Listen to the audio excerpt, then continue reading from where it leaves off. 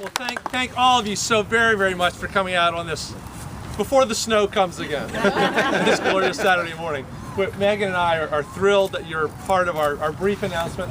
I'm very grateful for Chris's strong endorsement and recommendation. He is a fellow Williams grad, and there are so few of us in Virginia that we have to stick together. Hey, they're in the Final Four down in Fredericksburg. He pays better attention than I do. And even though neither Chris nor Larry are here in their official capacities, it would be remiss not to talk about how incredible Chris's leadership has been in Northern Virginia and the Virginia Piedmont for decades. He has educated me, led me to a much better understanding. I was just telling him before we started that Megan's and my 4 years in Switzerland was proof of the Chris Miller vision. That if you commit to density and transit, you're going to have a wonderful quality of life and a carbon footprint 1/3 of the United States.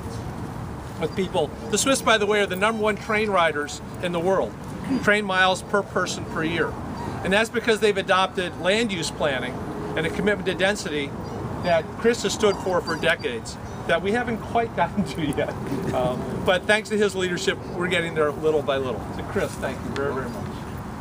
And Larry, again, no formal titles, but what an incredible leader for generations. And that where America is, little by little, understanding about climate change is largely due to Larry's incredible efforts. Millions of people. I just wrote a book on, tell me the title again. Last Chance. Last Chance for Earth.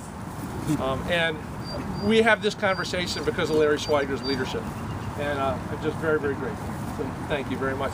He came over to Switzerland, by the way, to track the retreat of the glaciers, where some of them were 100 meters per year. They had photos at virtually every glacier that Megan and I went to that showed them in 1990 and showed them in the year 2000. And then you look today and it will be farther. The glacier that was here today would be at the parking lot 10 years ago. You saw in a country that has 80% of their power from hydro and nuclear, their only natural resource is water. The retreat of the glaciers means that water is going away, and their ability to rely on hydropower is quickly going away. So your research is very important, again, for all of us to understand.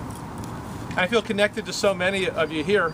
Megan and I went to COP15 in Denmark in December of 2009 to try to get educated as we could be on climate change.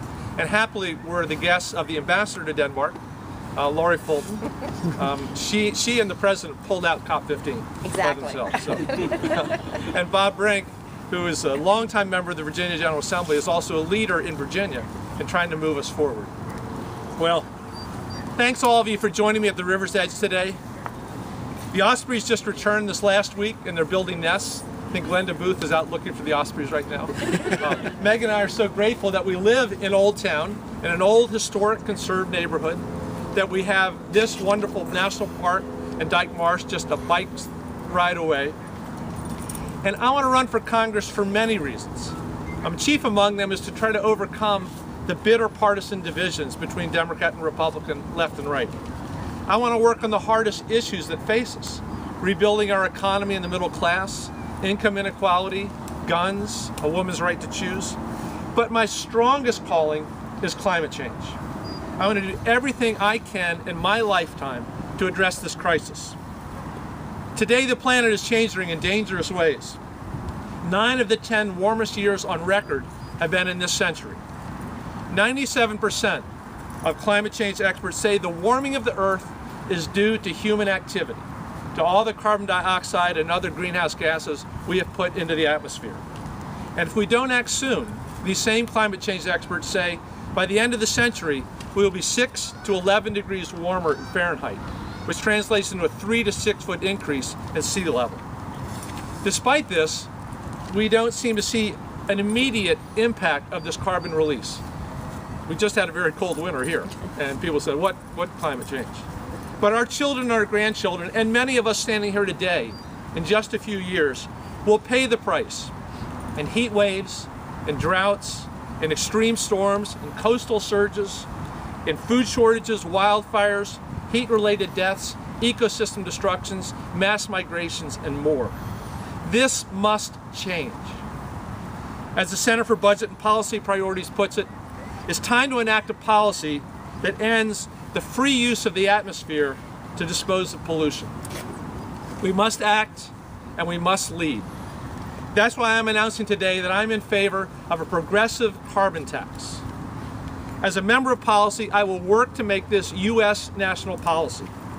A carbon tax is simple, efficient, transparent, and a powerful way to use market forces to reduce our greenhouse gases.